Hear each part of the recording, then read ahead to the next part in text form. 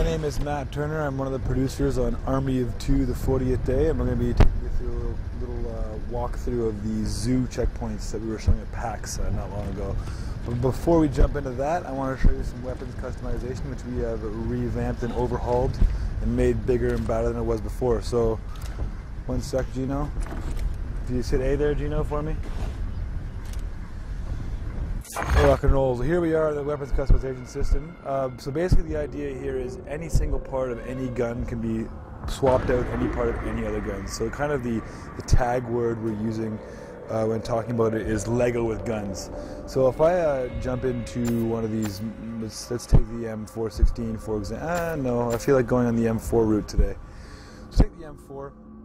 If I take that and we jump into it, I'm able to take it and customize it really how I want it to play inside the game. So I can take the QZB barrel, the AK-47 barrel, the G36 barrel, whatever I want. And all of these things also have gameplay ramifications. They're not just cosmetics. So some of the heavier barrels will give you more damage but worse handling, and vice versa, obviously, for the lighter barrels. There's also parts that aren't attached to any specific gun. They're just, you can find them in the world, and there's specific ways and specific places where you can get them and then put them in your collection. So I think this is a pretty cool barrel here. I'll drop that on there. We'll jump into the cartridges. Again, the same thing. This is all gameplay. Smaller cartridges will be lighter, obviously. Bigger ones like this guy right here will be much heavier and affect your handling. I like this guy kind of in the middle. We go into the stocks. It's the same thing. Any single one of these stocks can be put on your gun the way you want it to look and the way you want it to play. Jumping along to more of the fun stuff, the suppressors. So these will affect your damage as well as your precision. As we move through the suppressor, we find these kind of homemade bayonets that's made from a screw. The idea here is like that you're going to be scrounging in a disaster scenario and you'll have to find things and make your own kind of homebrew parts. So you can make a whole homebrew gun if you want to.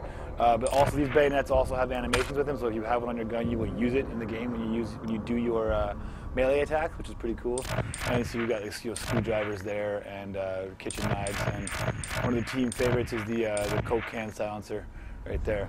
So move through that, I can drop sniper scopes on your assault rifles.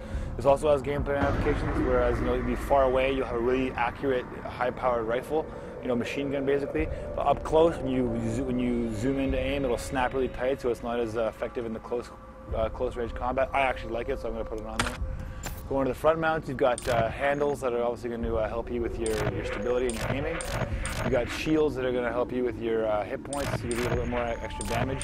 And we've got these kind of other ones here, these shotgun mounts as well as grenade launchers, which are pretty sweet. And of course, we can pimp them too, as the first one. And we also have a whole host of other skins, camo textures, zebra print textures you can throw on there that really customize your gun the way you want it. What's cool about it is that it's intrinsically a co-op feature. So if I'm going to load out with this kind of crazy, close combat gun, let's hit B and we'll get in the game. My partner's going to want to load out with something that's going to, kind of counterbalance me and be something that's better for the long range stuff. Because if we get in a situation where we need long guns, and I've got this crazy thing, I'm not going to be very effective.